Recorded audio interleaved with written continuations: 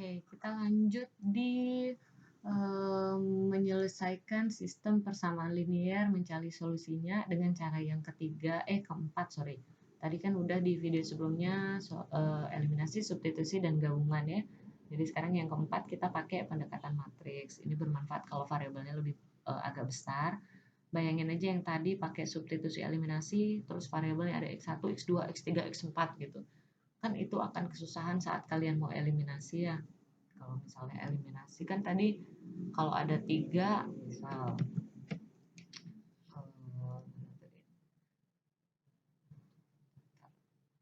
kalau kita punya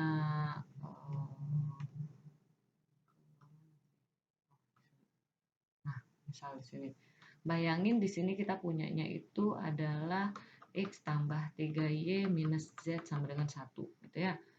2x minus y tambah z sama dengan 2, x plus 3y min 6z sama dengan 3. Jadi kalau ada 3 variabel minimal punya 3 SPL kalau mau dapat solusinya. Nah, ini kan harus kalian buang dulu. Buang misalnya eliminasi yang x. Berarti kan masih ada sisa y sama z. Eliminasi gitu. Jadi nanti harus eliminasi x lagi di sini, sisa y sama z.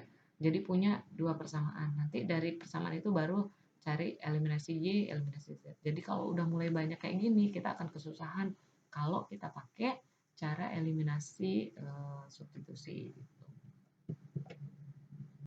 Nah, sehingga muncullah pendekatan matriks. Jadi kalau pendekatan matriks ini kita buat SPL-nya dalam bentuk pendekatan matriks. Jadi semua konstantanya yang di depannya X tadi digabung, kemudian X-nya, kemudian ini koefisiennya, maka kita bentuklah jadi matriks. Jadilah dia matriks koefisien. Kebalik. Maaf, astagfirullah. Yang di depan X itu namanya adalah koefisien. Jangan salah sebut dari tadi. Koefisien. Jadi koefisiennya soalnya dia sebut koefisiennya X gitu ya. Jadi koefisien, matriks koefisien, matriks variabel, dan matriks konstanta gitu. Oke. Jadi contohnya contoh kita memiliki atau langsung contoh soal aja ya. Di sini solusinya nanti dulu kita lihat. Jadi kita kan dari sini yang kita mau cari adalah X ya, berarti solusinya kalian masih ingat kemarin kita sudah belajar tentang matriks kan, makanya harus belajar dulu matriks kemarin. Jadi solusinya kita akan mencari solusinya nih. Jadi kan kita udah buat dalam bentuk matriks dia, sehingga AX sama dengan B gitu ya. Nah, ini di sini X-nya apa gitu kan ya, solusinya di mana. X-nya ini nanti isinya bisa X, Y, Z gitu misalnya kalau 3. Nah, kita mau cari solusinya X. Berarti ingat konsep inverse kemarin, A-nya ada di sebelah kiri, berarti dikaliin dengan A inverse A di kiri supaya jadi identitas, supaya habis. Berarti ini juga harus dikali di kiri karena tidak berlaku komutatif. A kali B tidak sama dengan B kali A kan ya. Jadi dia nggak boleh salah, harus di kiri. Berarti ini A inverse kali B. Ini habis jadi identitas, berarti X adalah A inverse kali B. Jadi saat mau cari solusinya, kalian akan cari A inverse-nya dulu, baru dikali B gitu. Makanya kemarin kita harus belajar dulu tentang si inverse matrix ya. Oke, ini solusinya. Ini adalah kita pakai contoh yang tadi aja ya supaya kita bisa cocokin hasilnya sama atau enggak. Tadi kan kita punya contohnya apa coba yuk? X. Aku tidak ingat. X plus 3y min 1, X 1 3 min 1, 3 min 2 8, 1 3 min 1, 3x min 2y sama dengan 8 gitu ya. Kita lihat aja di sini. 32 sama dengan 8. Ya, sip. Nah, sekarang berarti kita bawa dulu dia ke dalam bentuk matriks. Berarti ini kan kita kumpulkan si koefisien variabelnya ini kan koefisiennya 1 sama 3 ya, berarti ini di depannya X kan nggak ada ya, jadi nggak kelihatan 1. Jadi ini ada 1 dan 3, terus ini ada 3 dan minus 2. Variabel kita apa aja? Kita punya X dan Y sama dengan konstantanya, jadi minus 1 sama 8. Ya, nah sekarang kita udah punya ini adalah A kali X sama dengan B. Sehingga dari sini kita punya matriks A sama dengan 1, 3, 3, min 2. Ya, berarti kita akan cari A inverse-nya adalah apa? Masih ingat 1 per determinan A. Kalau lupa buka dulu video matriks sebelumnya dikali adjoin dari A. Karena 2 kali 2 masih gampang ya. Kalau 3 kali 3 berarti adjoinnya pakai cara kemarin.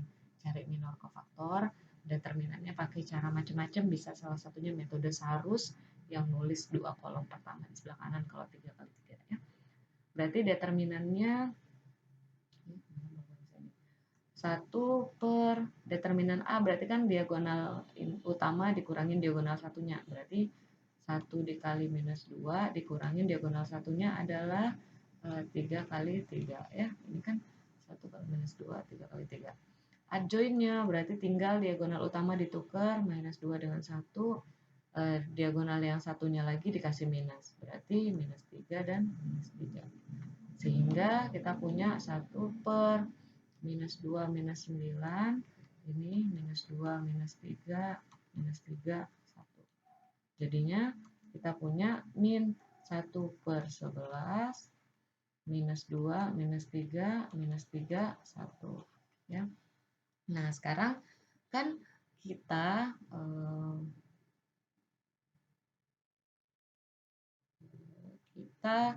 akan cari solusi X. X itu adalah A inverse dikali B kan ya. Maka A inverse-nya adalah min 1 per 11, minus 2, minus 3, minus 3, 1, dikali B. B-nya adalah minus 1 dan 8 ya, yang ini. Nah, berarti ini boleh kita kaliin belakangan aja, kita kaliin dulu ininya. Ini kan ukurannya 2 kali 2, ini ukurannya 2 kali 1. Ini udah sama kan ya? Berarti hasilnya nanti ukurannya 2 kali 1. Berarti min 1 per 11 siapin 2 baris dan 1 kolom. Berarti hasilnya adalah ini dulu dengan ini. Berarti jadinya min 2 kali min 1, min 2 kali min 1 ditambahin dengan min 3 kali 8, kemudian yang ini dengan yang ini lagi itu adalah min 3 min 1 ditambahin 1 kali 8 ya, berarti hasilnya min 1 per 11 ini adalah min 3 tambah min 3 min 24 berapa? Min berapa sih? Min 2 min 24 berarti min 22, 3 plus 8 adalah 11. Sehingga kalau dikali masuk, ingat konstanta dikali matriks, berarti min 11 kali min 22 adalah berapa? Min 11 kali min 22 adalah 2, min 11 kali 11 adalah minus 1. Minus 1 ya. Jadi X ini kan isinya adalah XY ya, XY ya. Jadi XY adalah 2 min 1 atau HP-nya adalah himpunan 2 min 1 gitu. Ya, sama aja hasilnya, cuman beda cara aja. Ya, ini hasil contoh yang satunya. Nah, nanti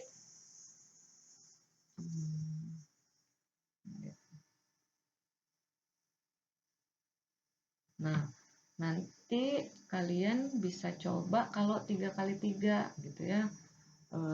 Kalau kita punya nanti ada X, Y, sama Z itu gimana? Berarti kan matriksnya nanti pasti ukurannya ada A1, 1, 2, 1, 3 kali 3 gini ya, karena minimal kita punya 3 buah variabel. Ini ada X, Y, Z, ini adalah B-nya. Misal ini angka ya, maka kalian akan cari A kali X sama dengan B kan ya. Untuk cari X-nya adalah A inverse dikali B gitu. Nah, A inverse-nya berarti kan A inverse dari 3 kali 3. Berarti ini akan dicari inverse-nya pakai metode Sarus. Determinannya, kemudian ajoynya pakai minor kofaktor. Bisa pakai kayak gitu. Ya. Oke. Nanti teknik selanjutnya kita di video selanjutnya. Semangat!